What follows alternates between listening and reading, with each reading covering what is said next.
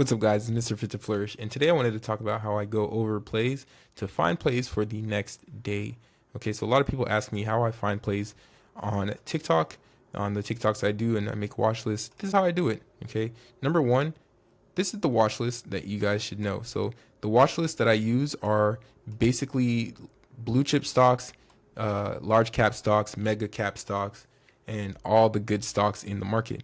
Also, I look at in play stocks. What is an in play stock? So, in play stock is basically a stock that is currently being traded at high volumes in the market or is a hot topic in economics, macroeconomics, the market, etc. Okay. Right now, crypto is pretty big. Crypto is big. Bitcoin is on the rip to the upside, and Coin, MSTR, and Mara are following. So I look at those sectors where um, stocks are hot and where stocks are moving. And then I also look for volume and I look for options volume as well because we trade options. So this is the watch list here, as you can see on the right hand side.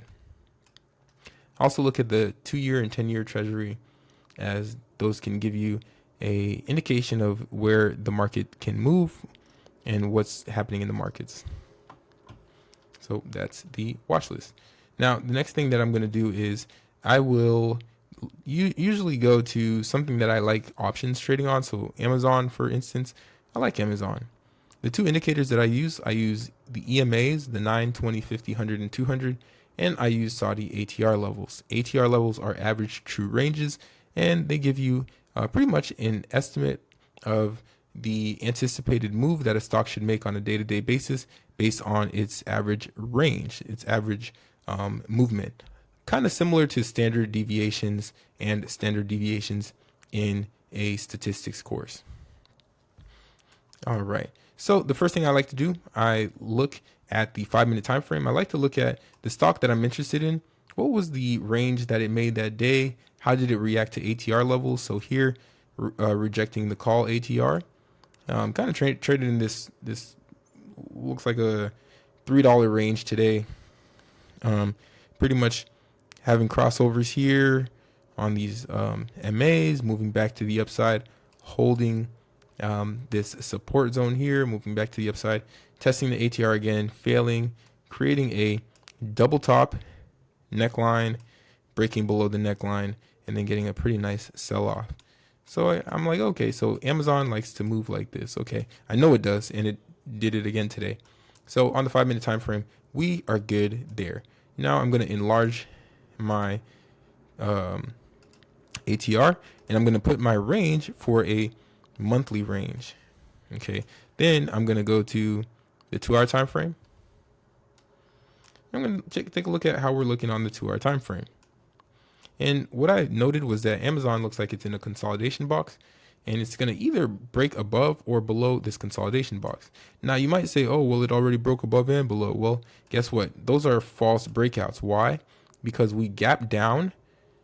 If you understand price action, we actually didn't break below. We gapped down here on the 2-hour and then ended up pushing back into this range and closing in the range.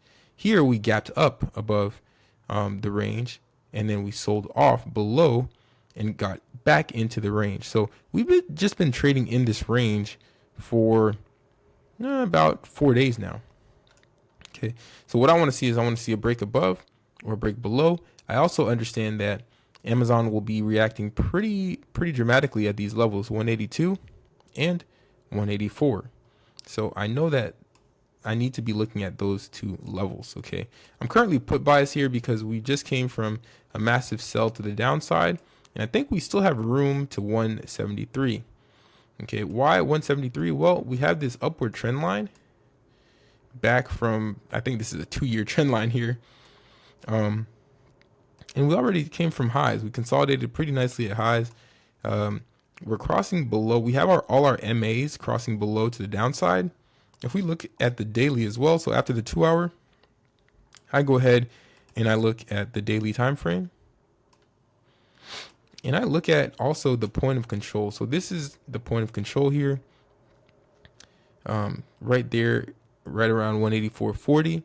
We're rejecting below that. So the point of control typically acts as resistance if we're below it, and it acts as support if we're above. But we are below that thing. Nice bearish bar moving back to the downside. We did catch on to the 100 MA here, but I still believe that we'll make a move to the downside. We're just going to have to see how we act inside of this consolidation box. But yeah, we are about to get below. We're about to get below this key level here. This looks like a key order block here that we need to get below. So I have a signal I have an alert here at 182.49. If we get below that today, July 23rd, 2024, then we can see 173 pretty quickly.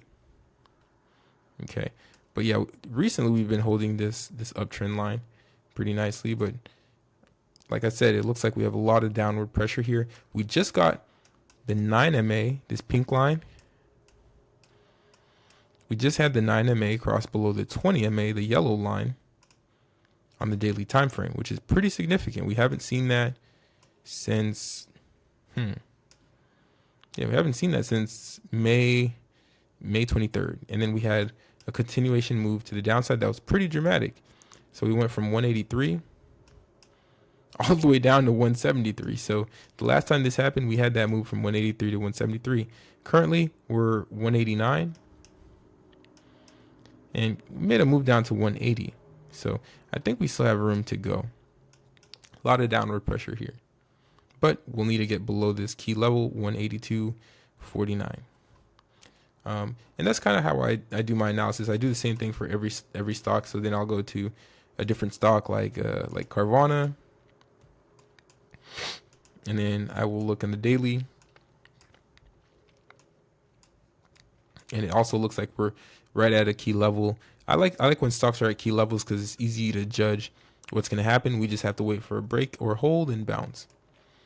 And I go to the 2-hour time frame because it gives you a better idea of how the stock is acting on 2-hour time frames, basically on 2-hour blocks. So it's consolidating pretty nicely along this level. Again, pretty nicely. We broke below, retested. I think we're going to fail. Okay, this kind of looks like an inverted cup and handle. Kind of looks like an inverted cup and handle here. And yeah, it looks like we are getting that break below. The expected move to the downside is that depth. And it would take us to our next key level of 111.50, which is right around these highs. So like I said, that is all I have for you today. This is how I kind of do my watch list every day, how I go through things really quickly to just kind of gauge what's going to happen in the markets. If you have any questions, drop them in the comments. This is Mr. Fit to Flourish, and I'm outie. Good morning, welcome to the Fit to Flourish podcast. Let's talk wellness, finance,